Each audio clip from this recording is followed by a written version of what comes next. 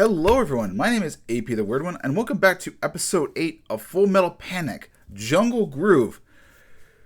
Boy oh boy, this is a heavy episode, and I'm not sure if I can do justice to this episode. I definitely recommend watching this one, because it is a heavy hitter. There's a lot to digest and everything.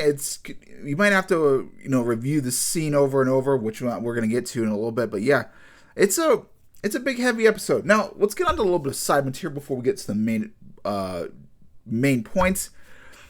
While this main story is going on, it seems the Yifu sisters, Yifu sisters are acting up. They're decided they're going to avenge their master, Garon. The younger one observed, from the previous episode, they can hit her any time, and that they're going to cause a little bit of chaos in Hong Kong. And Tessa's older brother wants Gate to basically take care of them. So and he's like, he'll do it his own way. He'll take care of it. I'm looking forward to Gate actually taking care of those sisters, to be honest. I don't know. I don't really like him, and Gate's a very funny character. He's a bit entertaining, even if he is a monster, but I do enjoy it. But let's get on to the meat and potatoes. So, beginning of the episode, we meet our man Clouseau, the new Uzu one. He's going to be in charge of Mao, Kurt, and also Sosuke. He's their new leader. He replaces Gal McCallum, who unfortunately died in season 1. So he's going to be a replacement. And he actually does know the crew members a little bit better. Mao knows him. He was also friends with McCallum. So we revealed a little bit at the very end. So he is someone well known, but he is a top brass. He's from the Mediterranean division. He's the one who piloted the new M9 that we saw early in the episode. I forget what the model is, but we'll go back to I think that the Faust, I believe it's called, or Foul. Anyway, not important. It just, he's going to he commands it. Anyway, after we get his little introduction, of course, he's going to go talk to Tessa. We have, of course, who also arrives on the scene is Sosuke Sagara. He comes to meet with Tessa, and boy, oh boy, does Tessa give him the runaround.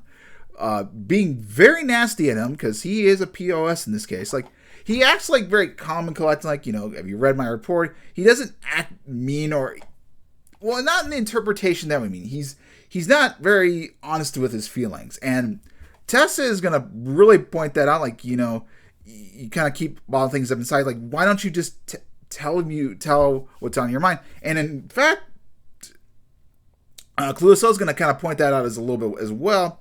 He's going to make an observation, but we'll get into it. But yeah, she lays into him like, she's mad at him for, like, you ever consider my feelings and everything. And it does kind of boil down, like, she wished he was honest with his feelings about everything. And also, the reason that he's probably pulled away from the sun, because it's both decisions, he has to master the Arbalist. And one of the things that just gets under his skin is, like, he won't do something in order. If he's got his own free will, he's not going to do that, because he hates the machine. And I think it's kind of clear, if he actually mastered the Arbalist, like if he was fully capable of using the machine and using the Lambda drive, she could have kept him on. Like, he would have made the decision, because he could be at a ready's notice. Like, and they could have taken out Gate and captured him, everything. So, but because he does not respect the machine, he doesn't accept it as a part of his body, as Clouseau will make mention later on, she has the authority to pull him away. But yeah, she gets really upset with him, and it's a lot to digest. Man, that he's apologetic. She's very mad that he's honest with himself, and that she doesn't consider his feelings. Like, he's just a very self-centered brat. He keeps things locked to him away. And going forward, when Clouseau talks about Mally, like, he could be end up like a real loser. Like, he blames the world for his problems, the hatred of the world, not realizing that, in fact, it's his problem. The reason he's not successful, the reason he's a burden on society, is because of himself. But he also kind of mentions a little beforehand that Sosuke was like he was like Sosuke, that he rejected the machines, the M9. So, and that he had to eventually accept the M9 as a part of him, as his body, something a part of who he is, like just a natural extension of their body. And if he once he becomes that, he's going to be a lot more effective soldier. And so there, it is even more than to the Arbalest. Like, if you say he was in the M9 himself, maybe he would never, maybe he doesn't leave fully extend, like leaving the machine or everything.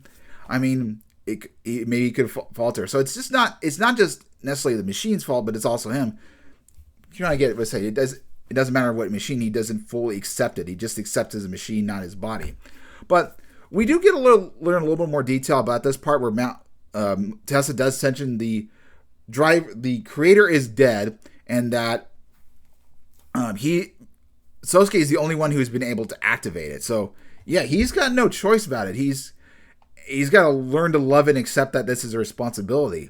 And hopefully, we would like to believe that Cluso can push Sosuke to the position. Now, obviously, we do get to see a fight between the Arbalest and this new M9, or this very functioning M9, and they go at it, and this thing, I mean, Cluso just absolutely destroys him. He's got good technique, but if he was like more, he mentioned like he's not, the machine's not very fluid because he doesn't love the machine. If he saw like an extension of himself, like a G Gundam sort of shtick, or like even like a really masterable Gundam pilot, maybe like I guess like E.O. Fleming from the Gundam Thunderbolt series, where he really loved the machine and everything, and he was very fluid with it. Maybe that's a good example, or I don't know, or like someone like Char Aznavour, like in his piloting skills. Maybe that's a good example. I'm not 100% sure, but yeah, he just beats him, and he does use like a technique. It's like a short Hadouken or something, or like a quick punch. It's the form of, tells Kurt and Sasuke, it's a form of Toshi and Sunkei, which Sunkei can be advantage, respect or esteem, and then Toshi can mean a whole bunch of different things. So, advantageous, beneficial, wise, talent, year of plenty. So maybe the combination of rewards, like an esteem advantage or esteemed talent or something, maybe that wording to go. That's what I could gather from it.